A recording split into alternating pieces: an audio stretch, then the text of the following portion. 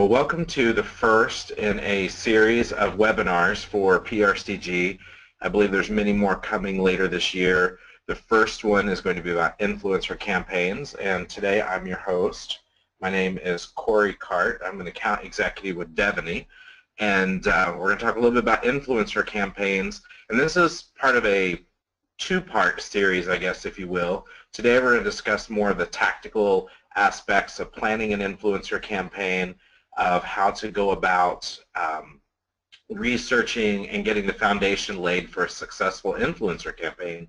And then on Wednesday, we're going to take a look at more the storytelling aspect of it and dive into some high-level case studies and examples of work we've done here at DEVENEY for clients. So with that in mind, we'll go ahead and get started and work our way through this. I should preface this by saying that if you have any questions, be sure and use your chat function on the side of the screen and submit those questions, just since it's probably a little bit more difficult for us to have a back and forth conversation and ask questions as we go. We would certainly prefer that you save those questions, add those to your chat window there, and we'll be sure and answer all of your questions towards the end. So with that, we'll it looks like we have people logging in. We'll go ahead and get started and talk a little bit about the tactical side of planning influencer campaigns. I should also say, if you have any trouble hearing us, let us know in the chat screen. I'll make sure I'm using computer audio. You're welcome to do the same. There's also call-in information. If you're having trouble hearing us through the computer, be sure that you use your phone and just call into the group meeting line there, and you'll be able to hear a lot more of the presentation. So a little bit about what we're going to be talking about today, just so we're all on the same page here. What we're going to do is, as I said earlier, take a tactical approach to this. We're going to overview a little bit about what influencer campaigns are, why you should be doing them. We're going to talk a little bit about the trend of it, the numbers behind that. And we're going to talk about the actual details that come into how to plan and execute a successful one. And like I said, we'll save some time at the end for questions. Be sure you submit those questions via your chat window. As far as specific case studies, examples of work, that will be included more in the Wednesday version of this when we talk more about storytelling and how you use storytelling techniques in an influencer campaign. So let's talk a little bit about what an influencer campaign actually is. Most people really, when they decide to do an influencer campaign, because they're trying to reach millennials and looking for a way to bridge the gap between traditional PR and social media. And it's interesting because while that is the motivation behind why most people do them, that's not always, you'll see, the best reason for doing them. Another thing is an influencer campaign has to be authentic. So your younger consumers, they spot secrecy and a lack of transparency. So it's important that we show and make our brands very organic. We show it as a living brand. We don't show it as, we all have heard the term PR fluff. We certainly never want to do that with our traditional PR campaigns and promote fluff, but with an influencer campaign, it's even more important that we peel back the layers of our brand, who we are, what our personality is as a brand, and let that shine through in an influencer campaign. As far as who are we targeting, the great thing about influencer campaigns is they're very, very focused. You want to pick, a lot of people talk about, well, I don't want to work with this influencer, or I don't want to engage with this influencer because they don't have numbers high enough that makes it worth my while. I really want them to have a minimum of 100,000 Twitter followers and Facebook likes and all of that. But at the end of the day, that means you're running your influencer campaign much like a traditional PR campaign. And the great thing about influencer campaigns is it allows us to be laser focused. For instance, we recently completed a influencer campaign for Ruth's Chris Steakhouse, and what's interesting about that is we want to find influencers who have a very, very narrow audience who like steak, or this is an influencer that talks a lot about steak, and their audience is following them because of that similar like. We don't care that they have this massive reach, because we would do better to mobilize 5,000 people than we would create awareness with 150,000. So who are actually doing influencer campaigns? The latest research shows that 65% of brands are actually engaging in influencer campaigns, which shows you that it's not really something that you need to be thinking about doing. It's something you need to be doing, because if you are not engaging with influencers at this point, as I should say, established campaigns, very highly planned and executed campaigns, you're missing out on a lot at the moment.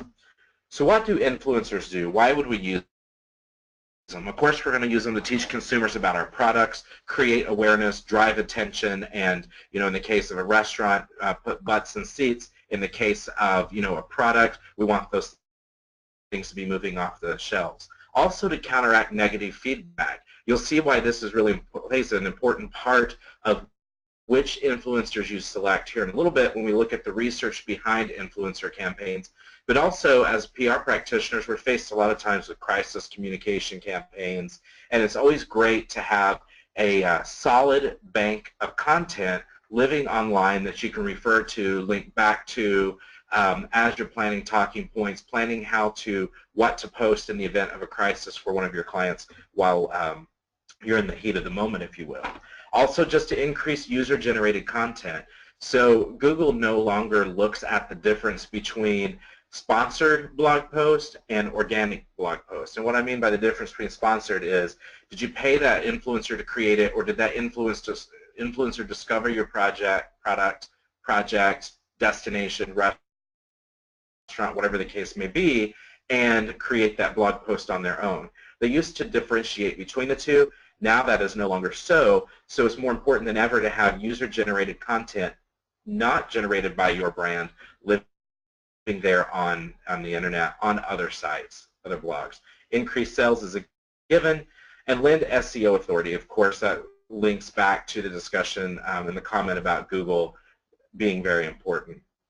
So one of the most important aspects of influencer campaigns, like we said, is to reach new markets. And so when you look at reaching new markets, 92% of consumers trust recommendations even if they don't know the influencer. So it's really interesting as you're, think about the last time you were on Facebook or Twitter just looking through your feed and you saw a product recommendation, even a sponsored post about a product or service. And think about how that resonated with you. And because that information that comes up in your feed is so curated, you automatically trust that more than you do just something that's being talked about in the general, mass media. 52% of brands now have standalone budgets for sponsored social campaigns, which includes engaging influencers. Maybe it's an Instagram star. Perhaps it's someone who has a large Twitter following and you just want to give them the opportunity to tweet something about your brand. 25% of brands, and this one blows my mind, have a budget of $500,000 or larger, or I should say have $500,000 or more carved out of their budgets, marketing budgets that is, in order to implement influencer campaigns and to host paid influencer campaigns. And when we talk about paid influencer campaigns, this is probably a really great time to bring that up. We are talking about actually paying a blogger to blog about your product or service. We're actually talking about paying an Instagram star. There are folks out there now who, in order to get them to post one photo on Instagram, it'll cost you $100,000 or more because they have such a huge following, which, as we discussed earlier, could be counterintuitive to what your goals really are. So we're going to talk about that and how to select your influencers and such when we talk about planning here in a moment. Also keep in mind that influencer campaigns do not have to be paid. There are plenty of influencers who are emerging, who maybe have smaller audiences that are not even looking necessarily to get paid. They're looking for test products or samples to try out in order to promote your brand. YouTube stars, that's another really important area that you need to pay attention to. According to a recent study by Variety, YouTube stars are now more trusted than TV or movie celebrities. So it's no longer the well-known evening, news anchor. It's no longer the paid spokespeople who you would typically, associate with a campaign. So that would be athletes, that would be musicians, things of that nature. Now YouTube stars are more trusted than all of those TV and movie celebrities combined. 6% of them only, I should say, not 6% of, because that's not a big number, but this is important because only 6% of millennials believe that online ads are credible. This is why developing user-generated content and engaging these influencers is really important, because you want to make sure that you're reaching that target audience. And as we discussed earlier, the number one thing we hear at Deveney when people think of influencer campaigns is they want to connect with millennials. And while this is a really great way of doing that, you have to look at a lot of different things when you consider your demographic. But this is why it's such an important vehicle for reaching millennials, is because they do not believe in the credibility of online ads. And finally, let's talk a little bit about Gen Z. And Gen Z is that group that's coming after millennials. And let me tell you, if you thought millennials were shaking up the world, this group is going to be just as important and much easier to market to, is what all the original research is starting to show. So, but 52% of Gen Z are using YouTube and social media for school assignments. So think about how many times we all have someone reach out to us, or our clients have someone reach out to them looking for assistance for a school report, an assignment, whether it's a tour, whether it's information, whether it's research that they could use to write a paper with. They're no longer coming to us directly. Gen Z is going directly to YouTube and social media to find those assignments. And as you find technology becoming more and more of a day-to-day expectation in the educational field, this number will keep climbing. Again, why would we want to do influencer campaigns, conduct those, and plan them? It is because, according to this research study, the quality of the customers acquired through influencer marketing are better. When you look at 51% versus 38%, the same or even worse at 11%. And why is that? It's because when you market to someone via an influencer campaign, they have already conducted their research. They've already made a decision. So I used the example recently when we did this presentation for PRSA in Palm Beach of the fact there was an agency in the audience who represented a yacht manufacturer. So if you worked in a yacht store, let's call it, and you were selling yachts, would you want someone that walked in and said, I want to buy a yacht, but I'm just coming in today to kind of get started. I want to learn about your yachts.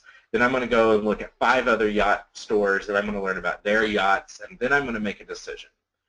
Versus if they came to you via an influencer campaign, they're already familiar with your brand. They already know your brand's personality. They know some of the key attributes and amenities that you offer with the yachts that you sell. And when they come in, they already have that basis of understanding, that level of awareness that we want them to have, and that level of education about your brand before they walk through the door, which makes that sales process and closing the sale that much easier. It's the same thing whether you're in hospitality, healthcare, anything. If you look at how healthcare brands are marketing nowadays, it's about making a personal connection, and it's about making people feel at home so that when they enter a hospital or they enter a dental facility or practice, you feel at home, and you already have that level of comfort, hopefully, before you walk through the front door. And a properly executed influencer campaign can certainly help you do that. Budgets are increasing. So as you look at clients and what they have in their budget, think about how many times we hear them come back and talk about their PR budgets being cut, it's shrinking. The great thing about influencer campaigns is they're more integrated. There's a spot in there for creative work. There's a spot in there for some paid elevation of some of the posts and graphics that you're going to create to use for an influencer campaign. And so this is a great technique, if you will, as an agency to help your clients understand this new concept of PR, if you will, and look at ways to help increase their budgets and expand the bottom line. One of the biggest selling points for clients is to talk to them about the return on investment. They all want to know, how does my PR benefit me? Well, as an influencer campaign goes, $6.50 if you focus on the original content creators. So if you look at the bloggers and the influencers that are creating this content, $6.50 is the return on every dollar invested. So $6.50 to $1 return on investment. That's average. Now healthcare is at the highest end, which is almost a $12 for every dollar spent return on investment. Hospitality falls in between the $12 and the $6.50 mark. The $6.50 is the average that you can expect for your return on investment in an influencer campaign. So the observations that we're going to discuss are not necessarily research-based. They're not something we want to on a huge fact-finding mission to find out. Some of them we have learned through other sources and studies, but also a lot of these are things that we've learned while rolling up our sleeves and actually implementing and campaigns that we design for clients. So here's some of the things that we recommend that you begin thinking about if you're planning an influencer campaign. A lot of your clients are going to have a problem with there being a fine line with journalistic integrity. So I'm going to use the travel and tourism industry as an example here. If you were going to offer a fan trip to a travel journalist from, let's just say, the Washington Post or the Wall Street Journal, they can't accept that because any level of paid trips, free meals, all of that blurs the line of journalistic ethics and their standing as far as journalistic integrity with their audience. So you can pitch those things, as we all know, but they need to incur those expenses themselves. Same thing with a lot of people follow that philosophy when they think about influencer campaigns. But what we have to stop and think about, influencers do not have incomes. We are their incomes. They developed an audience, and the only way most of the time to monetize that is through us sponsoring the campaigns they do for us. So a lot of people think about it, I've heard people refer to it as the modern day advertorial. Perhaps that's the best way to look at it, but think about that, because what you're going to have to do is counsel your clients on the difference between paid and sponsored content. So paid content is just that. You pay very much an advertorial. Maybe you have a famous CEO and you want to put their profile on biography.com, so you negotiate a deal with biography.com to post their professional bio in there, say, I think last time I heard it was around $25,000, $30,000 to do that type of paid content. The sponsored content is where you would work with a blogger or some sort of social media maven, if you will, that influences their certain target audiences, and you would work with them, you would sponsor them to create content, to experience your brand, and to share a more experiential, personal experience, if you will, with their audience based on their experience with your brand. And then also look at the responsibility. And responsibility comes in a lot of different ways, but I say this because you need to be responsible to your audience. I put here underdog generation. That's because we talked earlier about millennials being the main focus of most influencer campaigns, and that's how millennials perceive underdog generation. And the reason why, they are coming out of college and starting life with more debt than any other generation in history. They have insurmountable financial odds. You know, I read a study the other day that 23% of millennials live in a multi-generational household, meaning most of them, even those with their own children, have moved back home because they can't afford, you know, a down payment for a mortgage, things of that nature. So what we need to look at is our responsibility to our audience. And when you look at millennials specifically, they have very, very high expectations for brands, especially those, meaning that they want them to invest in social causes. So look at the phenomenal growth of Tom's shoes, where for every pair of shoes bought, one is donated. Brands that plant a tree in a rainforest for every dollar spent, or something along those lines. So as you're thinking about developing an influencer campaign, think about your responsibility to your audience, and think about how they feel and how you can emotionally appeal to them and their aspirations.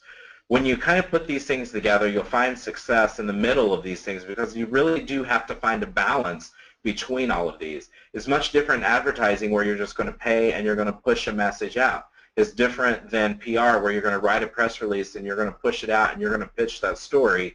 You really do have to balance a lot of different things, because you're pushing and pulling, and you are appealing to the emotional relationship that an influencer has with their audience, and you need to respect that and know that you have a responsibility to their audience.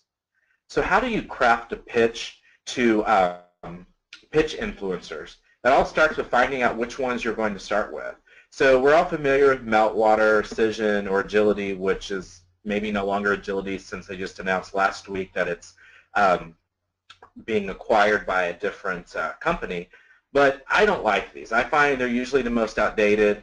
They're usually traditional journalists that are dabbling in influencer campaigns.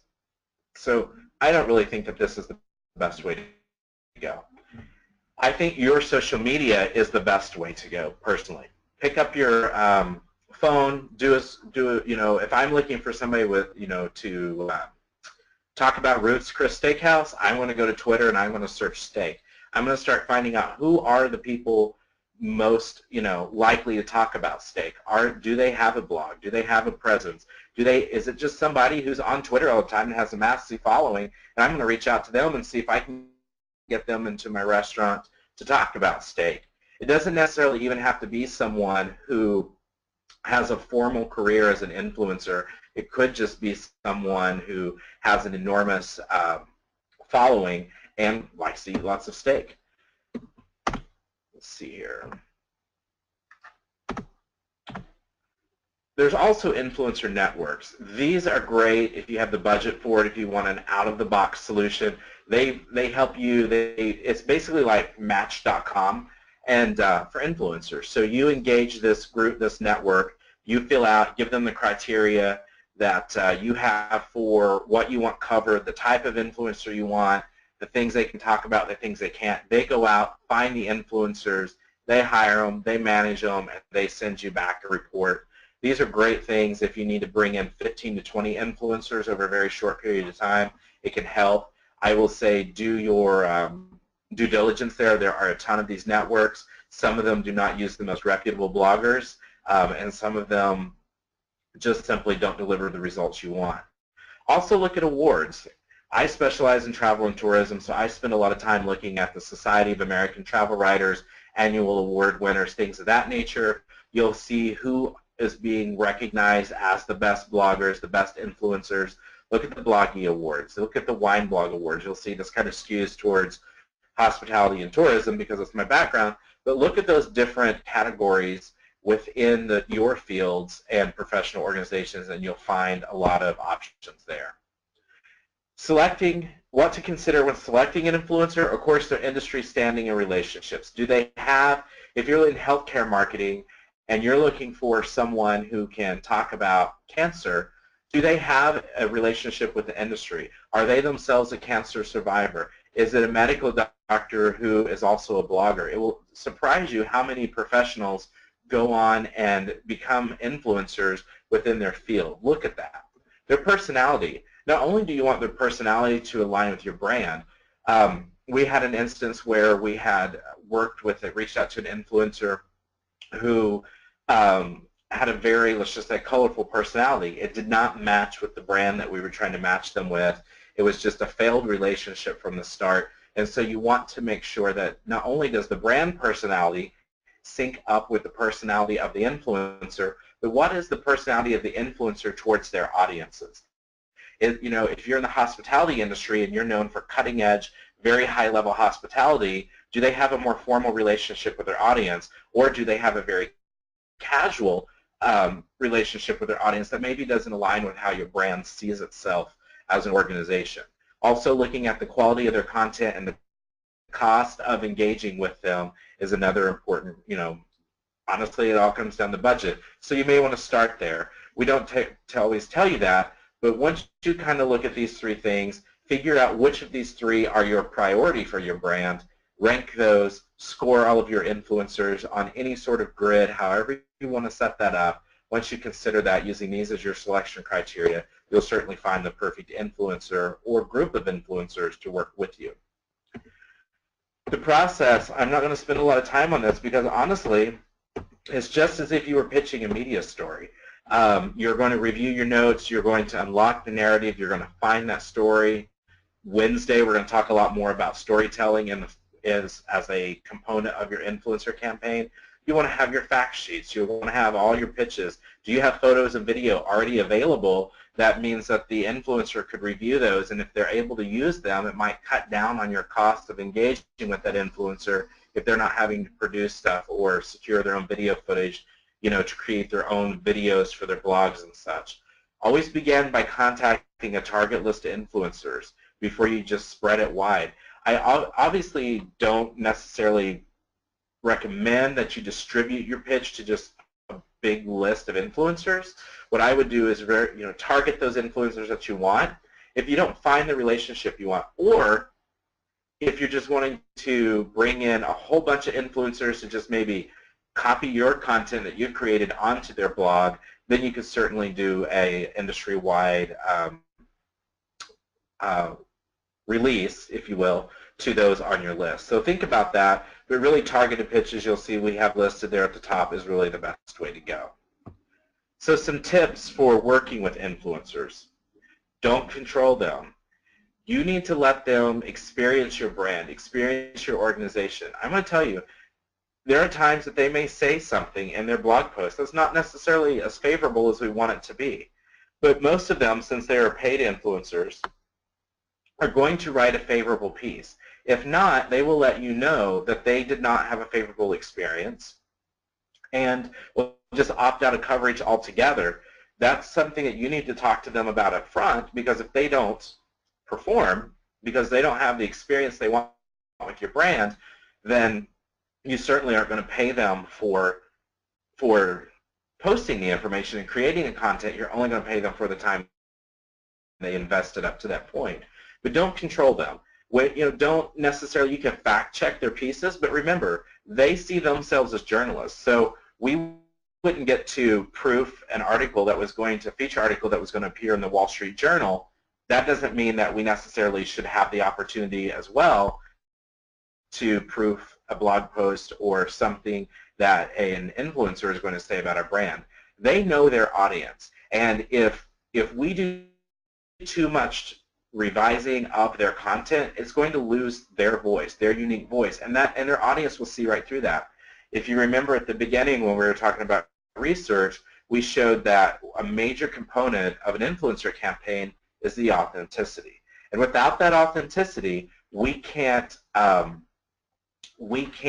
emotionally connect with those brands. We can emotionally connect with the millennials, which is who most of our influencer campaigns are geared at. So you need to be able to allow these influencers to work within their own parameters, how they work best, and not allow yourself or your supervisors or your clients to get in the way of these influencers using their own voice.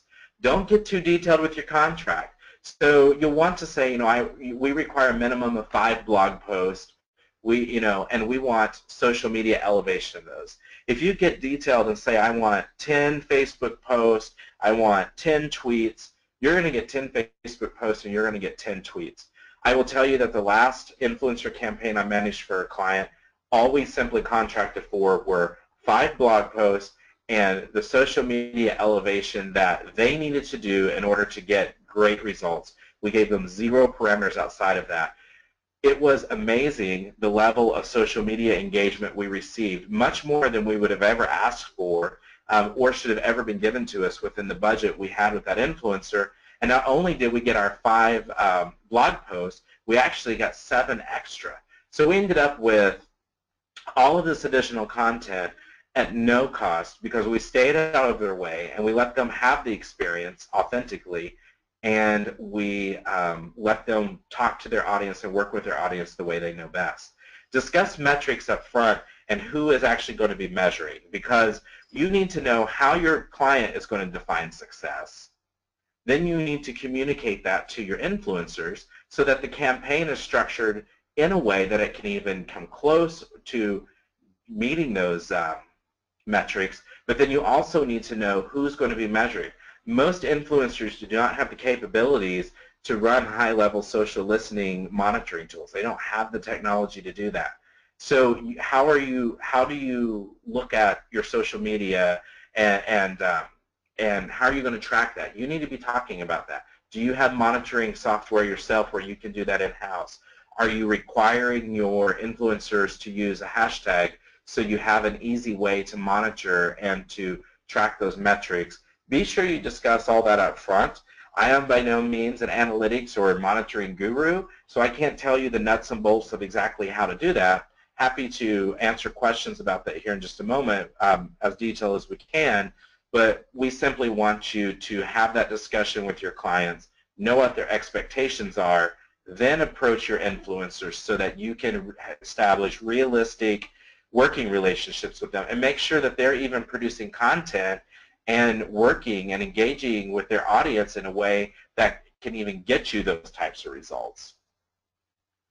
Speaking of questions, if you do have questions, since we're not able to really have a great two-way conversation back and forth, you have a chat function in your sidebar. Be sure you send all your questions through the chat mechanism, and we'll go down that list here in just a moment and answer those. Because we're just about getting through the tactical part of this, and we'll be ready to take questions. The other thing that you need to think about is, as a PR practitioner, we are the middleman between our clients and the influencers. And if our clients are sponsoring an influencer campaign, we need to make sure that the influencers we're choosing are following federal law. We want to make sure that they're following the truth in advertising principles, and the best way to do that is to get familiar with the FTC endorsement guide. Free. You can just Google FTC endorsement guide. It will bring it up, read it. There is a whole section that has to do with sponsorships and influencers and working with bloggers, because you have to disclose that. So if you hire an influencer and you pay them or give them free product, or you pay them to visit your restaurant or your destination, or you give them some sort of free medical or dental procedure so that they can write about it, and they don't disclose that in their blog post, then they are in violation of a federal law. That can always, you know, your client may be protected, but it just never looks good on a brand to be associated with that. So you'll want to make sure, and you'll want to vet your influencers. This is one thing I would tell you as you're looking through. I told you earlier, you know, just go on Twitter and search for those terms that you're wanting to be associated with on Twitter or Facebook, and then look at those people. If they have a blog, are they following FTC's the FTC endorsement guides, truth in advertising principles? It doesn't have to be a legal disclaimer that says this was paid for by. Some people are that bold. You'll see here as this example that we give here, this was the opening statement of a blog as part of the Ruth's Chris influencer campaign, and this met the legal requirements. And it simply says, a few months ago, a restaurant that I've been patronizing for as long as I can remember, Ruth's Chris Steakhouse, approached me about a project. They wanted my assistance in helping tell and share their story and the story of the great American steakhouse with the world, and I was happy to oblige. That satisfied our truth in advertising principles. We did not have to go into detail that we flew him to, paid for his meal, anything of that nature. We just had to disclose that we were working with him in a sponsored format. So this kind of wraps up the tactical planning portion of influencer campaigns. Like I said, today we wanted to talk to you about the process we go through as far as why we do them, how we select influencers, how we begin planning the campaign, and then Wednesday, when we're back here at the same time, we're going to talk a little bit more about how to weave storytelling techniques into this, a little bit more about the messaging end of it, how to make sure that that's, you know, properly constructed, and then we're also going to share with you some more specific examples and case studies of some of the things that we have done as an agency for our clients. So if we have any questions at this time, we'll go ahead and get started asking those, or answering those. I'm sorry, ask and we shall answer.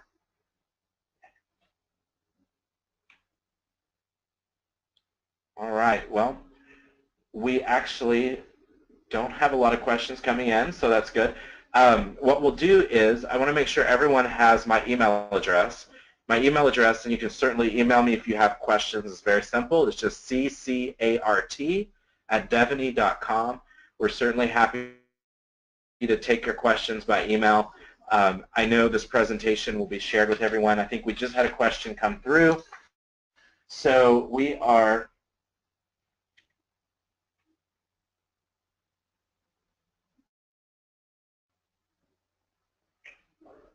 So it's about third-party agencies and how a third-party agency could connect you with, an Instagram star, Twitter personality, or some sort of social media.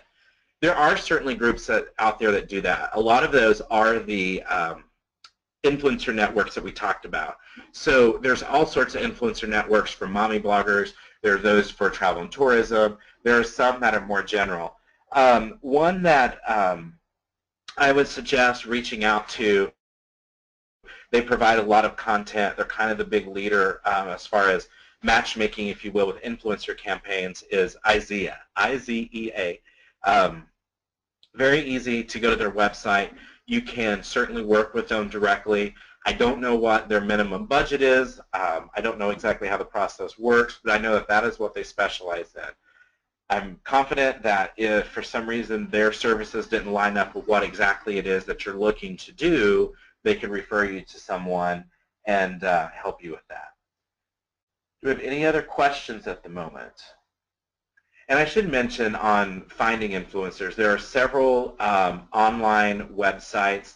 I will do my best to look up the names of those and share Wednesday. But there are, instead of social listening tools that help you monitor, there are also tools online, apps that you can use.